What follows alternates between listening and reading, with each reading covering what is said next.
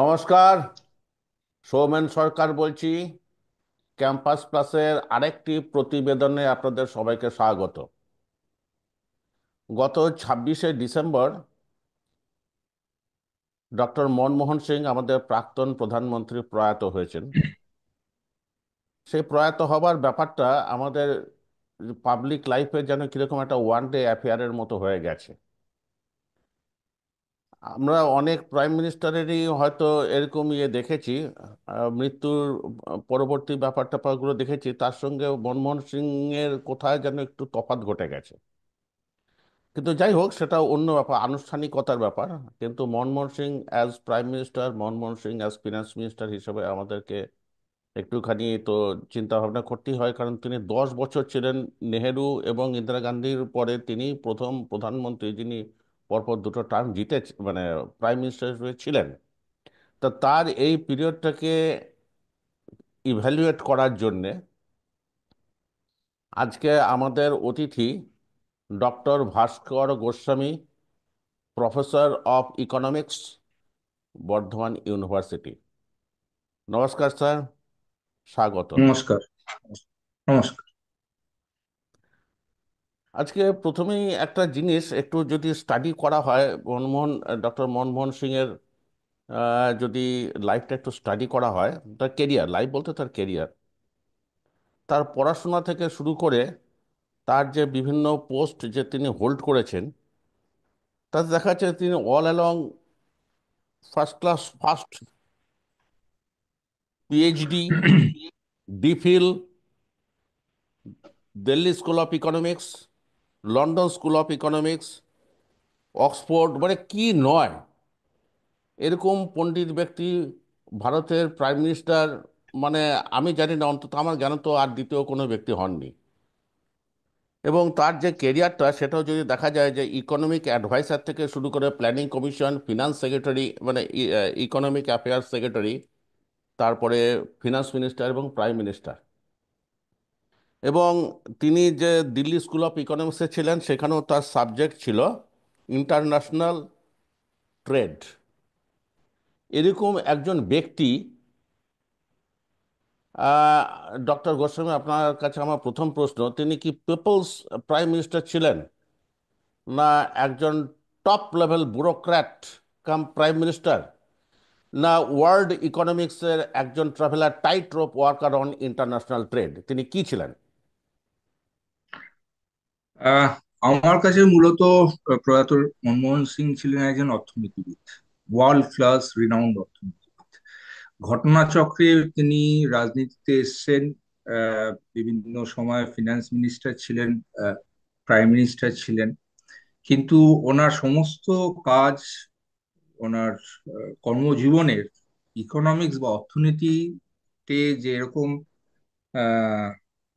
প্রভাব বা মানে কি বলবো, প্র্যাকটিক্যাল ইকোনমিক্সটাকে প্র্যাকটিক্যাল গ্রাউন্ডে প্রয়োগ করা, সেটা ডাক্তার মনমোহন সিং এর কোনো আহ, মানে মানে আনপ্যারালাল, মানে মানে উনাকে অর্থনীতিবিদ হিসেবেই আমি দেখতে রাজি। তারপরে ফিনান্স মিনিস্টার বা প্রাইম মিনিস্টার হিসেবে। আর আহ, একথা বললে মানে ঠিক হবে যে ভারতবর্ষে আমাদের যত অর্থনীতিবিদ আছেন বা ছিলেন, আমি যদি প্রথম থেকে বলতে শুরু করি, সেখানটা কিন্তু মনমোহন সিং এর নাম প্রথম দিকেই আসবে। আপনি যে এডুকেশনাল কোয়ালিফিকেশন গুলো বললেন, খুব যথার্থই বলেছেন। ভারতবর্ষের বুকে, স্বাধীন ভারতবর্ষে এরকম এডুকেটেড প্রধানমন্ত্রী বা কোনো রাষ্ট্রনেতা আমরা কিন্তু পাইনি। উনি ব্যতিক্রমী সেই অর্থে। না, কিন্তু আমার প্রশ্নটা ছিল তিনি কি পিপলস প্রাইম মিনিস্টার ছিলেন? না, পিপলস প্রাইম মিনিস্টার আমি বলবো না, কারণ আহ, প্রথম দিকে ওনার টার্মটা, মানে আমি যেটা বলার চেষ্টা করছি সেটা হচ্ছে উনি বাই ডিফল্ট প্রাইম মিনিস্টার। উনি কিন্তু প্রাইম মিনিস্টার প্রথম থেকেই হয়নি বা হওয়ার দাবিদার ছিলেন না। 2004 সালে যখন ওনাকে প্রাইম মিনিস্টার পদে বসানো হয়, তখনও কিন্তু উনি কন্টেন্ডার ছিলেন না প্রাইম মিনিস্টার হওয়ার জন্য। কিন্তু রাজনৈতিক নানা বাধ্যবাধকতায় উনি প্রাইম মিনিস্টার হয়ে গেছিলেন, মানে বাই ডিফল্ট প্রাইম মিনিস্টার আমি বলবো। এখন আমার দ্বিতীয় প্রশ্ন, যে ডক্টর মনমোহন সিংকে যখন তার স্মৃতিচারণা করব, বা হুম, বিশেষত আপনার মতো এমন একজন মানুষ যখন করবেন, হুম, তিনি আপনি তাকে কিভাবে মনে রাখবেন? তার তিনটে সত্তা: এক ইকোনমিস্ট, দুই ফিনান্স মিনিস্টার, তিন প্রাইম মিনিস্টার। হুম, এই যে তিনটে সত্তা, তার মধ্যে কোন সত্তাটা আপনার কাছে মনে হয়েছে যে আপনাকে সব থেকে বেশি, মানে, যদিও বুঝতে পারছি যে ইকোনমিক্সের প্রতি আপনার একটা আলাদা দুর্বলতা থাকবে, কিন্তু হুম, বাকি যে দুটো সাবজেক্ট আছে, মনমোহন সিংকে তো প্রাইম মিনিস্টার ছাড়া তো অন্য কেউ তো, অনেকেই তো আরো অনেক বড় বড় পোস্ট হোল্ড করেছেন, কিন্তু হুম, মানে হুম। তাকে তো সবাই আমরা মনে রাখি না। না, না, আপনার উত্তর দেওয়ার আগে আমি বলি, মনমোহন সিং এর ক্যারিয়ার জীবনে প্রথমে উনি চিফ ইকোনমিক অ্যাডভাইজার ছিলেন। 1972 থেকে 76 government of India chief economic advisor ছিলেন। ওই রোলটার ওনার কোনো মানে সেরকম কন্ট্রিবিউশন বা সেরকম কোনো ফেনোমেনন আমরা দেখতে পাই না, মানে কোনো আহ, উল্লেখযোগ্য কন্ট্রিবিউশন আমরা পাই না। পরবর্তীকালে উনি আরবিআই গভর্নর হন, সেখানটাও যেরকম অন্য গভর্নররা যেরকম ডে টু ডে কাজ করেছিলেন, উনিও সেই কাজ করেছিলেন। কোনো উল্লেখযোগ্য পদক্ষেপ বা রিফর্ম সেরকম আমরা দেখতে পাই। প্ল্যানিং অ্যাডভাইসারদের কি, কমিশনের যখন, অ্যাডভাইসারদের কি হ্যাঁ, সেই ধরনের, অ্যাডভাইসারদের সেই ধরনের চিফ কোনো রোল? চিফ ইকোনমিক চিফ না, না, ইকোনমিক হ্যাঁ, অ্যাডভাইজার। অ্যাডভাইসার বলছি, সেই অ্যাডভাইসারদের কি সেই ধরনের কোনো রোল থাকে পার্টিকুলারলি? তার তো কাজ হচ্ছে শুধু মন্ত্রণা দেওয়া। না, না, না, না, এখনকার মানে আপনি যদি এই মুহূর্তে দেখেন, এখন যে আমাদের চিফ ইকোনমিক অ্যাডভাইজার, তার অনেক রোল থাকে। মানে ইকোনমিক অ্যাডভাইজারের রোল সেন্ট্রাল গভর্নমেন্টের, এটা কিন্তু ছোট করে দেখলে হবে না। ইকোনমিক পলিসিটা কোন দিকে যাচ্ছে, তার দিশা কি, তার যে think tank, head of the think tank, সেটা মানে ফিনান্স মিনিস্টার তো বাজেট করে, এগুলো ইমপ্লিমেন্ট করে, ফিনান্সিয়াল বিলস গুলো ইমপ্লিমেন্ট করে, কিন্তু সেই আইডিয়া গুলো কিন্তু আসে এই থিঙ্ক ট্যাঙ্ক থেকে। এই থিঙ্ক ট্যাঙ্কের one of them was Manmohan Singh, মানে চিফ ইকোনমিক অ্যাডভাইজার 1972-76-এ। তো সেই সময় কোনো উল্লেখযোগ্য পদক্ষেপ ওনার সেটা আমাদের চোখে পড়েনি, কোনো ডকুমেন্টেশন নেই আর কি। পরবর্তীকালে গভর্নর হিসেবে, আরবিআই গভর্নর হিসেবেও সেরকম কোনো একটা উল্লেখযোগ্য একটা পদক্ষেপ। কথা জিজ্ঞেস করি, একটা কথা জিজ্ঞেস করি, মানে বলুন। আপনাকে পেলে তো প্রশ্ন তো থাকবেই। মনমোহন হ্যাঁ, সিং বলুন। ইকোনমিক্সের মানে ইকোনমিক অ্যাডভাইসার ছিলেন ইন্দিরা গান্ধীর আমলে। একদম, একদম। এই ইন্দিরা গান্ধীর আমলে একজন ফিনান্স, মানে একজন ইকোনমিক অ্যাডভাইসারের কি রোল থাকতে পারে? না, সেটা তো মানে ডেফিনেটলি একটা বিতর্কিত ইস্যু, কারণ আহ, উম, ব্যক্তির মানে প্রধানমন্ত্রীর নাম যেহেতু ইন্দিরা গান্ধী, ওনার ছায়ায় হয়তো সবকিছুই ঢাকা পড়ে গেছিল। আহ, তো নেভারদালেস, মানে একটা তো পজিটিভ স্টেপ কিছু আমরা ওই সময়টা লক্ষ্য করিনি, মানে উল্লেখযোগ্য, মানে বলার মতো কিছু মানে স্টেপ আমরা পাইনি আর কি ওনার কাছ থেকে। তো যাই হোক, পরবর্তীকালে গভর্নর হিসেবেও কোনো আহ, মানে উল্লেখযোগ্য কিছু আহ, কর্তৃত্ব ওনার সেরকম ভাবে ছিল না। গড়পড়তা সমস্ত গভর্নর যেরকম কাজ করে গেছেন, কেন্দ্রীয় সরকারের সাথে একটা লিয়াজও মেনটেন করে, উনিও সেটা করে গেছেন। পরবর্তীকালে ফিনান্স কমিশনের চেয়ারম্যান ছিলেন, হেড ছিলেন, সরি, যেটা আমাদের 5 ইয়ার্স প্ল্যান গুলো করেছে, মানে পঞ্চবার্ষিকী পরিকল্পনা যেটা দেশের বুকে হয়, সেখানটা কিছু কন্ট্রিবিউশন ওনার ছিল। বিশেষ করে সেন্টার স্টেটের যে রিলেশনশিপ, ফেডারাল স্ট্রাকচার যে রিলেশনশিপ, সেটা কত মানে টাকা ভাগাভাগি সেন্টার আর স্টেটের মধ্যে, সেটার ওনার কিছু পদক্ষেপ ছিল। কিন্তু মনমোহন সিংকে দেশের মানুষ প্রথম চিনতে পারে অ্যাজ এ ফিনান্স মিনিস্টার, অর্থমন্ত্রী হিসেবে 1991 ওনাকে চিনতে পারে। কেন চিনতে পারে? কারণ ওই সময় অর্থমন্ত্রী হিসেবে, ফিনান্স মিনিস্টার হিসেবে উনি খুব উল্লেখযোগ্য পদক্ষেপ নিয়েছিলেন, বলতে বলা ভালো, নিতে বাধ্য হয়েছিলেন। তার মধ্যে একটা হচ্ছে মানে আহ, অর্থনীতিতে যে 1991-এর আগে আমাদের একটা লাইসেন্স রাজ প্রথা ছিল, ঠিক আছে? মানে একটা ইন্ডাস্ট্রি করতে হবে, তার একটা লাইসেন্স, ব্যুরোক্রেটিক টেবিলে ঘুরে ঘুরে আসবে, অনেক টাইম লাগে, কিছু করাপশনও হয় লাইসেন্সটা পেতে, কোম্পানি স্থাপনের জন্য। তো ওই লাইসেন্স রাজ প্রথাটা উনি বিলুপ্ত করেছিলেন 1991-এ অর্থমন্ত্রী হিসেবে, এক নম্বর। আর দুই নম্বর, আহ, সেটা উনি স্বেচ্ছায় করেননি, কম্পালশনে করেছে, করতে বাধ্য হয়েছে বলা ভালো। সেটা হচ্ছে উদারনীতি বা অর্থনীতির আহ, ভারতবর্ষের বুকে নিয়ে আসা, প্রথম নিয়ে আসা। আচ্ছা, এখানটা একটু আমার বলার বিষয় আছে, একটু ইতিহাস ঘাটতে হবে। কেন আমি বলছি উদারনীতি বা অর্থনীতি, যেটা মনমোহন সিং অর্থমন্ত্রী হিসেবে ভারতের বুকে নিয়ে এসছে, এটা কম্পালশনে নিয়ে এসছে, এটা কোনো স্বেচ্ছায় পলিসিটা ফলো করেনি। আর সেই কারণটা জানতে গেলে একটু ইতিহাসের দিকে পেছনে যেতে হবে। যখন রাজীব গান্ধী প্রধানমন্ত্রী ছিলেন, তখন ভারতবর্ষ একটা পলিসি নিয়েছিল, সেটা হচ্ছে আমরা বলি অত্যাধিক কি বলবো, আমদানির ওপর নির্ভরশীল আর কি ভারতবর্ষ ছিল। মানে তার পুরো ইকোনমিক গ্রোথটা was dependent on import mobilisation.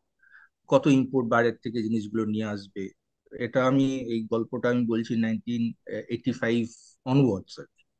যার ফলে একটা ক্রমাগত মানে আমদানির ওপর নির্ভরশীলতার জন্য ভারতবর্ষে তখন মানে ইম্পোর্ট বিল, আমদানির জন্য যে ব্যয়, সেটা প্রচন্ড বেড়ে যায়। এবং প্রত্যেক বছরে বাড়তে বাড়তে এমন একটা জায়গায় আসে 1990-র শেষের দিকে, যখন ভারতবর্ষ আর তার যে ফরেন এক্সচেঞ্জ রিজার্ভ, মানে বৈদেশিক মুদ্রার যে ভান্ডার, তার অ্যামাউন্টটা জাস্ট আর 2 সপ্তাহ এই আমদানির বিলটা পে করতে পারতো, এরকম ডেঞ্জারাস একটা পিকিউরিয়াস সিচুয়েশনে তখন চলে আসে। এবং তখন কোনো উপায় ছিল না ইন্ডিয়ার ক্ষেত্রে, মানে আমরা যেটাকে বলি আমদানি রপ্তানির ডেফিসিটটা এত জায়গায় চলে গেছে, ইনফ্লেশন হাই, দেশে বেকারত্ব সমস্যা প্রবল, বৈদেশিক মুদ্রার ভান্ডার একদম তলানিতে ঠেকেছিল। তখন ভারত বাধ্য হয়ে আইএমএফ থেকে, ইন্টারন্যাশনাল মনিটারি ফান্ড থেকে স্ট্রাকচারাল অ্যাডজাস্টমেন্ট একটা প্রোগ্রাম আছে, সেই প্রোগ্রামের আন্ডারে কিছু লোন নেয়। তখন অর্থমন্ত্রী ছিল আমাদের মনমোহন সিং। এবার আপনি একটা লোন নিচ্ছেন কোনো ব্যাংকের থেকে, তার তো কিছু টার্মস অ্যান্ড কন্ডিশন থাকে। এই আইএমএফ এর স্ট্রাকচারাল অ্যাডজাস্টমেন্টের লোনের টার্মস অ্যান্ড কন্ডিশন ছিল দেশটাকে উদার করে দিতে হবে, মানে প্রোটেকশনে আর রাখা যাবে না, ট্যারিফ রেট কমাতে হবে, বিদেশি প্লেয়ার্স, মানে বিদেশি যারা কোম্পানিজ গুলো আছে, তারা দেশে এসে তারা বিজনেস করবে, এই ছাড়গুলো দিতে হবে, তাহলেই আইএমএফ থেকে টাকার লোনটা পাওয়া যাবে। সুতরাং বুঝতে পারছেন এই যে না, এখানে একটা উদারনীতি বা প্রশ্ন আছে, অর্থনীতি। একটা প্রশ্ন করি। বলুন বলুন বলুন বলুন। সেটা হচ্ছে যে আজকে যে দেখা যাচ্ছে যে ইকোনমিক লিবারালাইজেশন যে 1999-এ এইট 1991-এ হয়েছিল, তাতে হুম দেখা যাচ্ছে যে এফডিআই অনেক ইজি হয়েছে, হুম। লাইসেন্সিং প্রথা উঠে গেছে, ফ্রেট ঠিক। ইকুয়ালাইজেশন উঠে গেছে। কিন্তু হুম। এগুলো তো ধরুন মনমোহন সিং প্রধানমন্ত্রী, ফিনান্স মিনিস্টার না হলেও তো হতে পারতো। এটা ধরুন আরো আমাদের ধরুন আমি তাকে কোনো রকম ভাবে করছি, আমি বলছি মনমোহন সিং এর গুরুত্বটা বোঝার বুঝতে চেষ্টা পেরেছি করছি। যে বুঝতে আজকে পেরেছি এবার। আজকে তার উপরে একটা প্রাইম মিনিস্টারের নাম হচ্ছে পিভি নরসিংহ রাও। হুম। পিভি নরসিংহ রাও তো নো লেম্যান। না। পিভি নরসিংহ আহ, পিভি এবার নরসিংহ রাও মানে অত্যন্ত মানে কি বলে সুগঠিত একজন মানে পলিটিশিয়ান কাম অ্যাডমিনিস্ট্রেটর। কাজে মনমোহন মানছি। সিংকে যে আমি যে মানে বলবো, যে অ্যাট্রিবিউট দেব, যে 1991-এর যে সাংঘাতিক ধরনের অবস্থা থেকে তিনি ইন্ডিয়াকে উদ্ধার করছে, তার মনমোহন সিং করেছেন, না পরিস্থিতি করেছেন, না বিভিন্ন সিংরাও করেছে, না ওয়ার্ল্ড ব্যাংক আইএমএফ হুম। করেছে? না দেখুন, যে পরিস্থিতিটা ইন্ডিয়া পড়েছিল 1991-এ, সেটা কংগ্রেস সরকারের 1985-এর থেকে ভুল নীতির জন্য এরকম সিচুয়েশন 1991-এ এসেছে। এবং মনমোহন সিং যেটা করলো, এই আইএমএফ ব্যাংক মানে ভারতীয় সরকার যেটা করলো, আইএমএফ ব্যাংক থেকে লোন নেওয়া, এবং লোন নিতে গেলে ওই টার্মস এন্ড কন্ডিশন মানে উদার নীতিটা অ্যাকসেপ্ট করতে হবে। এখানে দুটো পয়েন্ট আছে। একটা হচ্ছে মনমোহন সিং এর জায়গায় কেউ এলে আহ, জিনিসটা কিরকম হতো, আর মনমোহন সিং জিনিসটা কিভাবে করেছে, এই কম্পারিজনটা তুলনামূলক বিচার করলে জিনিসটা বোঝা যায়। আহ, হঠাৎ করে দেশের অর্থনীতিটা বিদেশি লোকজনের কাছে খুলে দেওয়াটা, আমি যদি একদম স্টেপ জাম্প করতাম, মানে পুরোপুরি সব সমস্ত সেক্টর খুলে দিলাম, তাহলে তার প্রভাব কিন্তু ভয়ঙ্কর। মনমোহন সিং এর এখানটাই ক্রেডিট। উনি লিবারালাইজেশনটা করেছে step by step, gradual. It's not a মানে what to say one shot liberalisation. মানে ম্যারিনেশন কিছু was slow, marination was slow.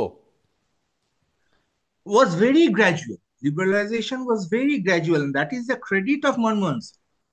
মানে পেস অন্য করাটা, অর্থনীতি, হ্যাঁ, এই পেসিংটা, যে এক্স্যাক্ট, এক্স্যাক্টলি। কারণ আমি যে মুহূর্তে দেশটাকে খুলে দেবো, আরে, অন্য অর্থনীতিবিদ কি হতো, মানে তারা মানে এটা আমাদের প্রিজাম্পশন, মানে মানে ওনারা কি করতো সেটা তো বলা যায় না, কিন্তু অনেকে যেটা করতো, ওই মানে ওই মানে চাপটা সহ্য করতে পারতো না আইএমএফ বা ওয়ার্ল্ড ব্যাংকের, রাতারাতি সমস্ত সেক্টর গুলো খুলে দিত, যেগুলো স্ট্র্যাটেজিক সেক্টর, ডিফেন্স সেক্টর বলুন, এডুকেশন বলুন, ঠিক আছে, এগুলো প্রাইভেটের কাছে খুলে দিত। কিন্তু দেখবেন 1991-এ যখন আমরা উদারনীতি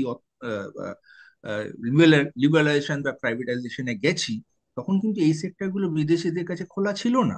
তার মানে নন স্ট্র্যাটেজিক সেক্টর, যেটা আমি বিদেশিদের কাছে ওপেন আপ করে দিলে আমাদের অর্থনীতিতে কম প্রভাব পড়বে, সেরকম সেক্টর আস্তে আস্তে মনমোহন সিং খুলেছিল। এটা হচ্ছে মনমোহন সিং এর ক্রেডিট।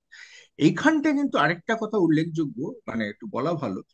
আহ, এই লিবারালাইজেশনটা যেহেতু একটা মানে it's, মানে চয়েস না, এটা চয়েস ছিল না না, ইন্ডিয়ার এটা কাছে, এটা কম্পালসন। হচ্ছে কম্পালশন।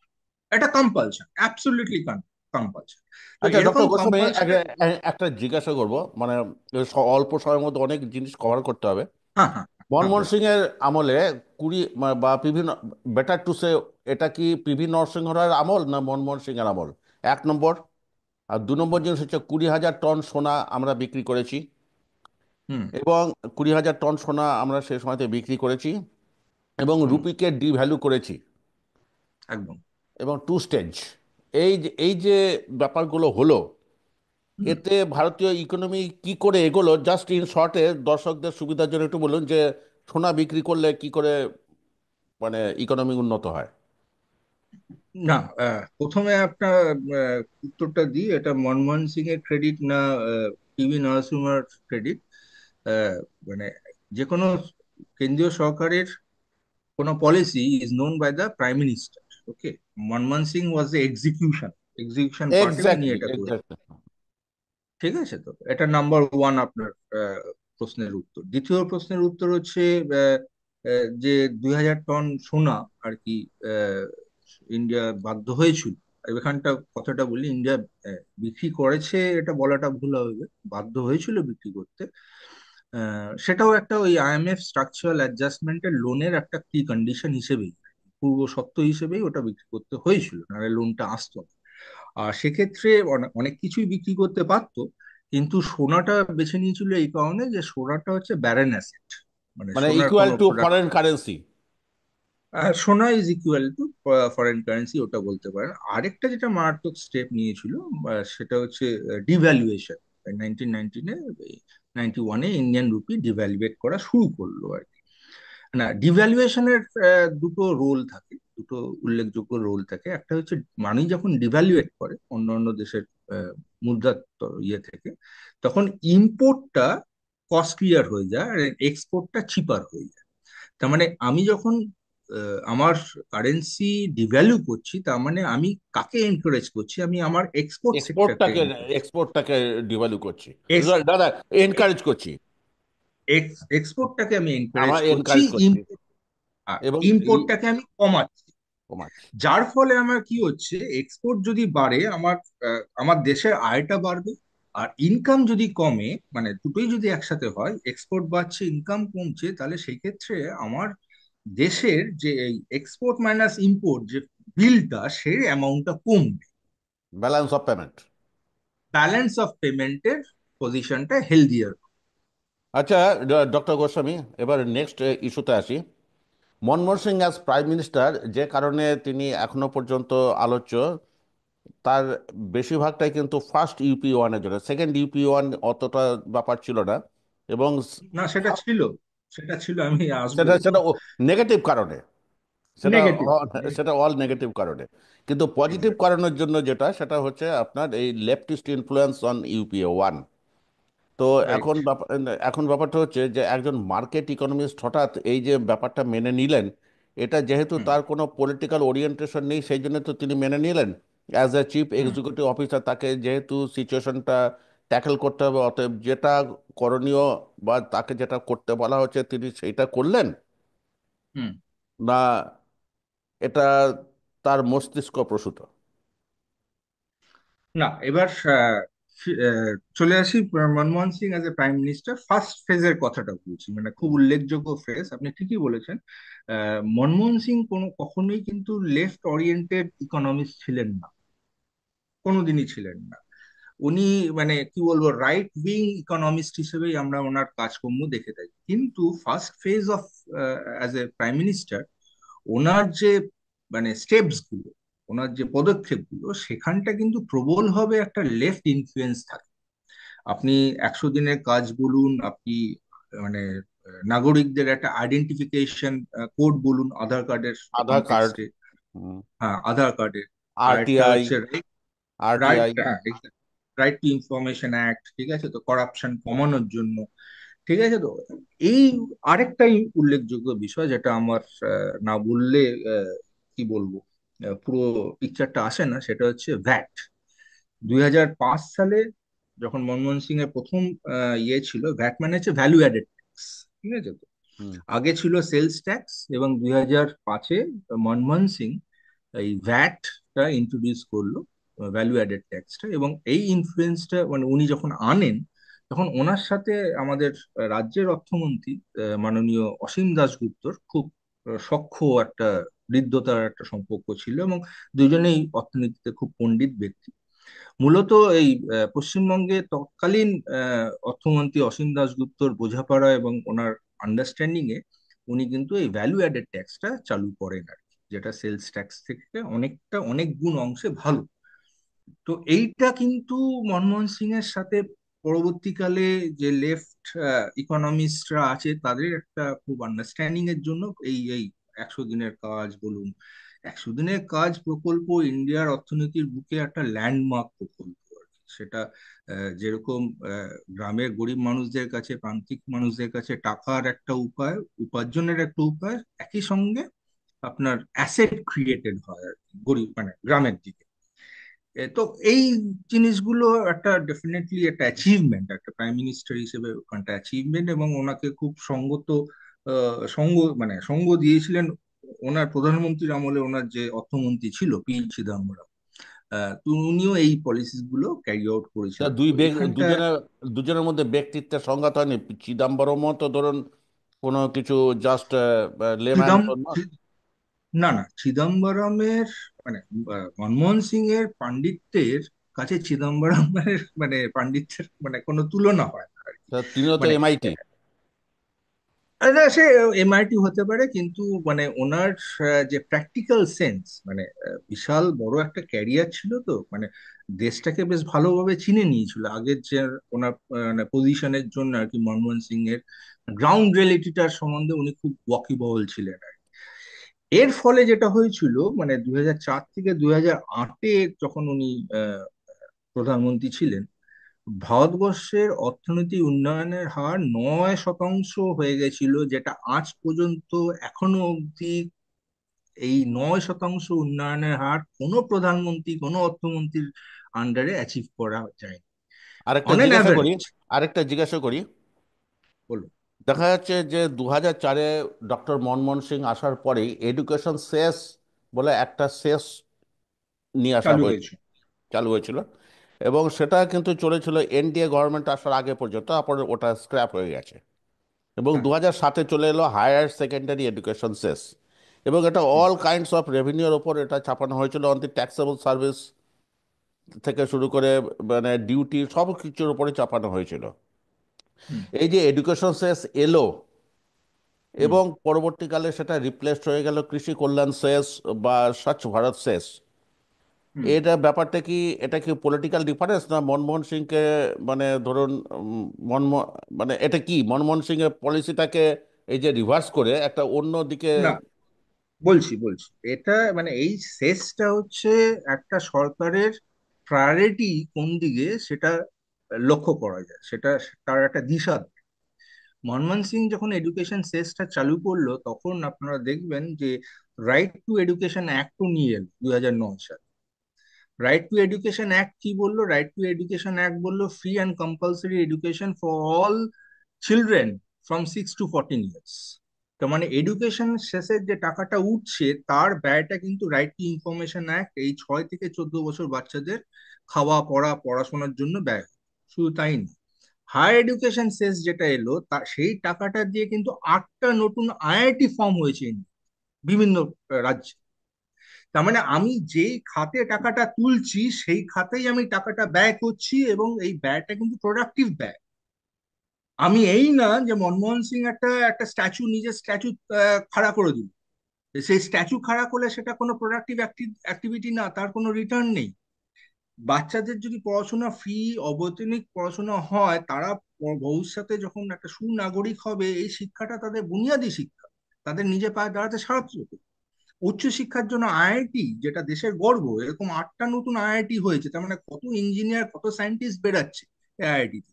এবং এই টাকাটা, এই 8টা আইআইটি তৈরি করার যে টাকাটা সেটা তুলেছে এই হায়ার এডুকেশন সেস থেকে। তার মানে যেই খাতে আমি টাকাটা তুলছি সেই খাতেই আমি ব্যয় বরাদ্দ তাহলে করছি, ব্যয় হঠাৎ করছি। হঠাৎ উইথড্র হয়ে গেল। এটা পরবর্তী পরবর্তী গভর্নমেন্ট এসে স্টপ করে দিল 2014-র পর। 2015-তে যখন এনডিএ গভর্নমেন্ট এলো তখন এই সার্চ, আপনি যেটা বলছেন সার্চ ভারত, তখন তার দিশাটা বা প্রায়োরিটিটা চেঞ্জ হয়ে গেল। তখন মানে কি বলবো, সার্চ মানে ক্লিনলিনেস এর উপরে এমফাসিস দেওয়া হলো, এডুকেশন ব্যাকগ্রাউন্ডে চলে এলো। আইআইটিস আর নতুন করে গড়া হলো না, হায়ার এডুকেশন শেষ চলে গেল। ফার্মার্সদের যে ইনসেনটিভ একটা সময় ছিল, আপনি লক্ষ্য করবেন মানে ড্রাস্টিক্যালি বোঝা যায়। 2014 আর 2015 বাজেট বা 16 বাজেট যদি দেখেন, কেন্দ্রীয় বাজেট, তখন এই 100 দিনের কাজের জন্য যে বরাদ্দ, কেন্দ্রীয় সরকারের যে বরাদ্দ সেটা কতটা কমে যায়। তার মানে এই যে মানে প্রায়োরিটি, একটা কেন্দ্রীয় সরকারের প্রায়োরিটিটা মানে একটা রিভার্সাল হয়ে যায়, যেটা আপনি এক্ষুনি বললেন আর কি। আচ্ছা ডক্টর গোস্বামী, বলুন। মনমোহন সিং এর যে প্রাইম মিনিস্টার, আমি ফিনান্স মিনিস্টার তো হয়ে গেল, ইকোনমিক্স হিসেবে তো মানে ধরুন তার কাজের রিফ্লেকশনই তো প্রাইম মিনিস্টার বা ফিনান্স মিনিস্টারে পড়ছে। হুম। এবং অ্যাজ প্রাইম মিনিস্টার তিনি যে স্টেচারে পৌঁছেছিলেন হুম। তার পিছনে লেফটিস্টদের অবদানটাকে তো ধরুন কেউ ডিসকাউন্ট করতে পারছে না। অথচ সেই লেফটিস্টদের সঙ্গে তার শেষ পর্যন্ত যে রিলেশনটা তৈরি হলো, মনমোহন হুম। সিং কোথায় প্রকাশিত হলেন? In the initial half of UPA 1, না in the second half of UPA 1? কোনটা মনমোহন সিং? মনমোহন সিং প্রতিষ্ঠিত হয় মানে একজন যে কোনো ব্যক্তি, সে অর্থমন্ত্রী হোক বা প্রধানমন্ত্রী হোক, তার প্রকাশ পায় তার পলিসি, তার স্টেপস গুলো দিয়ে। তো বুঝতে পারছেন না যে প্রধানমন্ত্রী হিসেবে যে স্টেপস গুলো উনি নিয়েছিলেন, মানে যুগান্তকারী স্টেপস আর কি, যেটা 100 দিনের কাজ বলি, ইউনিক আইডেন্টিফিকেশন নাম্বার বলি, রাইট টু ইনফরমেশন অ্যাক্ট বলি, যেটার ভরসায় এখনো আমরা করাপশনের বিরুদ্ধে ফাইট করে যাচ্ছি। এগুলো তো অস্বীকার করা যায় না, মানে এগুলো প্লাস ভ্যাট। অনেক সময় আমরা আলোচনায় ভ্যাট জিনিসটা আনি না, ভ্যালু অ্যাডেড ট্যাক্স, আগে সেলস ট্যাক্স ছিল, এখন তখন ভ্যালু অ্যাডেড ট্যাক্স নিয়ে এলেন আর হ্যাঁ, কি। সেই জন্য তো আপনাকে জিজ্ঞেস করছি যে প্রথম কোশ্চেনটা যেটা করেছিলাম তাকে কিভাবে দেখব, ইন্টারন্যাশনাল ট্রেড না পিপুলস মানে সিম্বল অফ পিপুলস অ্যাসপিরেশন? আজকে যে নিউক্লিয়ার যে ডিল, যার যে কারণে ইউপিএ ওয়ান থেকে ইউপিএ টু হয়ে গেল, বলা যায় না যে ইউপিএ ওয়ানের এক্সটেনশন যদি ইউপিএ টু হতো in the same hmm, composition or in the same মানে কম্বিনেশন, হুম। তো তাহলে ভারতটা কোথায় পৌঁছতো সেটা এখন ভাবার ব্যাপার সেটা আছে। তো, হ্যাঁ, ভাবার সেটা ব্যাপার তো আছে। মানে তাহলে গোল্ডেন এখন ব্যাপারটা হচ্ছে, অপরচুনিটি মিস। মনমোহন সিং যে ধরুন এই যে নিউক্লিয়ার ডিলটাকে যে উনি একটা পার্সোনাল ইস্যু করে নিলেন, নাহলে হুম, পদত্যাগের কথা পর্যন্ত বলেছিলেন, যাদেরকে হুম। বললেন তাদের ক্ষমা, তাদের সাহায্যেই তো তিনি এই মানে পলিসিস তার গুলো মন্ত্রিত্ব করেছে। চালিয়েছেন। তাহলে এইখানে তাহলে আমি এইটাই আমার প্রশ্ন যে মনমোহন সিং কিসে প্রকাশিত হলেন? সিএমপি মেনে চলার জন্যে, না সিএমপি থেকে ডাইভার্ট হয়ে যাওয়ার জন্য? সিএমপি বলতে আপনি common common, minimum programme, right right. হ্যাঁ, ওর এক্সাক্ট কমন মিনিমাম প্রোগ্রামটা মেনে চলার জন্য ওনার মানে স্বীকৃতিটা বেড়েছিল। এত যুগান্তকারী সিদ্ধান্ত বা রিফর্মস গুলো ইন্ডিয়াতে উনি আনতে পেরেছিলেন। কিন্তু যে মুহূর্তে একটা পার্সোনাল ইগো চলে এলো যে আমি নিউক্লিয়ার ডিল সাইন করবই এবং এটা কি আমেরিকার ইগো সাথে না সেটা, কমিটমেন্ট? ইগো না কমিটমেন্ট? দুটোই combination of both, combination of both. কেন আমি এটা বলছি যে দেশের লোকজনের কথা গুরুত্ব বেশি না দিয়ে উনি আমেরিকার সাথে যে কমিটমেন্ট উনি করে এসেছেন, ওনার কথা রাখতে হবে, এইটা একটু বেশি বাড়াবাড়ি করেছিলেন। এখানটা একটু নমনীয়তা উনি যদি দেখাতেন, তাহলে ইউপিএ টু এর পরবর্তীকালে যে স্ক্যামস বা স্ক্যান্ডালস গুলো হয়েছিল বিভিন্ন কোয়ালিশন পার্টির জন্য আর কি, সেটা হয়তো ভারতবর্ষকে দেখতে হতো না। এবং এই যে গ্রোথ রেটটা আমি বলেছিলাম প্রথম দিকের ওনার প্রধানমন্ত্রিত্ব কালে, on an average 8% growth rate. এবং এখানটা আরেকটু উল্লেখযোগ্য বিষয় হচ্ছে 2008-9 কিন্তু একটা বিশ্ব মন্দার একটা সময়। ওই বিশ্বর মন্দার বাজারেও ভারতবর্ষ একটা 8% on an average growth rate ধরে রাখতে পেরেছিল। এইটা কিন্তু তারিফ করার মতো আর কি। আরেকটা কথা, এবং সেটা বলবো। ভারতে 257টা পিএসইউ আছে।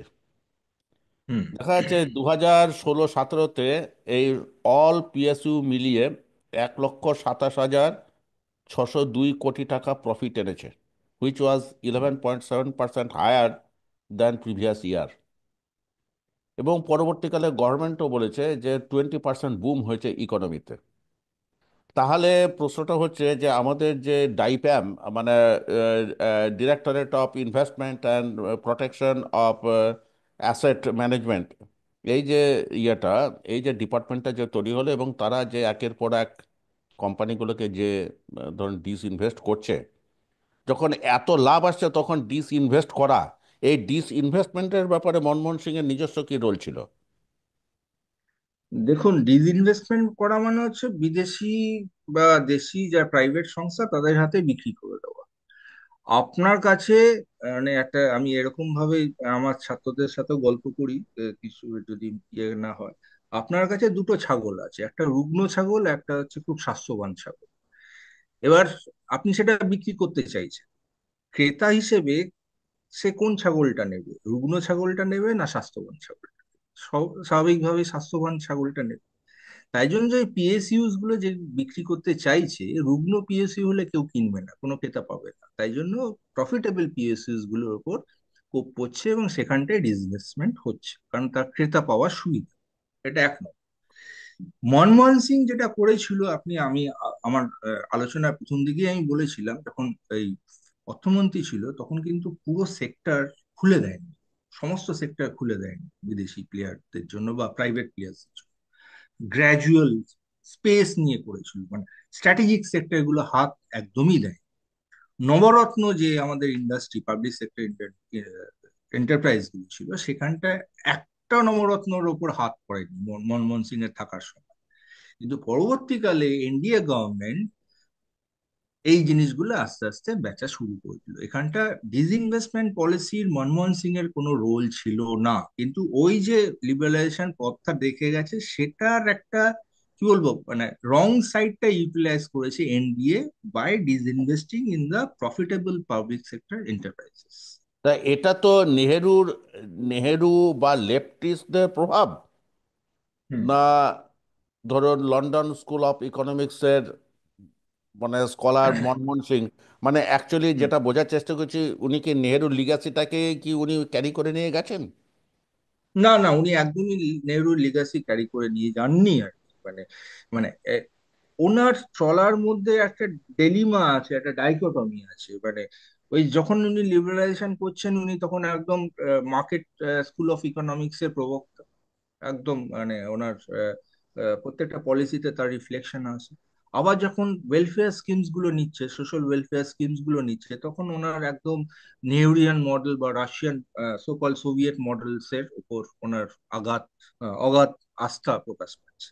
তো ওনাকে মানে আমি আমি যেটা বলি, as a Manmohan Singh is a mixture of both left and right wing economist আর কি। মানে এক একটা সময় ওনার রাইট অ্যালায়েন্সটা এত প্রবল, লিবারেশনের সময় আমরা দেখি, আবার কিছু কিছু ক্ষেত্রে, তার পরবর্তী ক্ষেত্রে আমরা দেখি লেফট অ্যালায়েন্সটাও খুব আহ, প্রকট হয়ে আসছে। So he is a mixture of left মানে অ্যান্ড তাহলে রাইট। চিফ এক্সিকিউটিভ অফিসারদের যেমন একটা ব্যাপার থাকে যে তারা চাইবেন যে সুপার, মানে আলটিমেটলি যিনি প্রিন্সিপাল ডিরেক্টর তার কথা, তার কাজটাকে কি করে টেনে নিয়ে যাওয়া যায়। উনি সেই এক্সিকিউটর, আপনি প্রথমেই বলেছেন তিনি একজন এক্সিকিউটর, তিনি কিন্তু একদম ভিশনারি বা পলিসি মেকার নন। একটা একদম কাজ করতে হবে, কি করে করতে হবে সেটা উনি ঠিক করে দেন। একদম। এবং এবং এবং এই bureaucracy, sense of bureaucracy or technocrat, ওনার ওনার কাজের ধারার মধ্যে প্রবলভাবে আমরা লক্ষ্য করি আর কি। তাহলে আমার শেষ, আমার তো সময় আর মাত্র 1 মিনিট বাকি আছে। তো হুম। তো আপনার কাছে আমি কনক্লুডিং লাইন জানতে চাইবো যে ধরুন আপনিও তো আপনার ছাত্রছাত্রীদের কাছে তো এই মেসেজটা নিয়ে যান, বা সাধারণ পাবলিকের মধ্যেও তো যেটা ইয়ে হতে থাকবে, আপনার কথা যেটা আপনি দেবেন সেটা হচ্ছে মনমোহন সিংকে সবাই কি হিসাবে মনে রাখুক তাতে আপনি খুশি হবেন।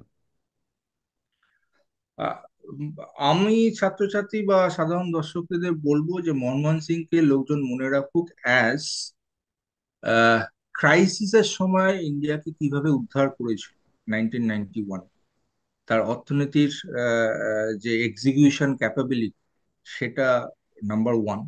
পরবর্তীকালে যে সোশ্যাল ওয়েলফেয়ার স্কিমস গুলো উনি নিয়ে আসেন প্রথম ফেজের প্রধানমন্ত্রী থাকাকালীন, সেগুলো মানে দেশের জন্য, দেশের মানুষের জন্য খুব যুগান্তকারী সিদ্ধান্ত। এই দুটো পজিটিভ সাইড হিসেবে মনমোহন সিংকে মানুষ মনে রাখে। তার স্মৃতির প্রতি শ্রদ্ধা জানিয়ে এবং আপনাকে অশেষ ধন্যবাদ জানিয়ে আজকের এই আলোচনাটা শেষ করছি। আশা করি ভবিষ্যতে আবার যখন ইস্যু আসবে আপনার সঙ্গ পাওয়া যাবে। নমস্কার। নিশ্চয়ই নিশ্চয়ই। নমস্কার, শুভরাত্রি।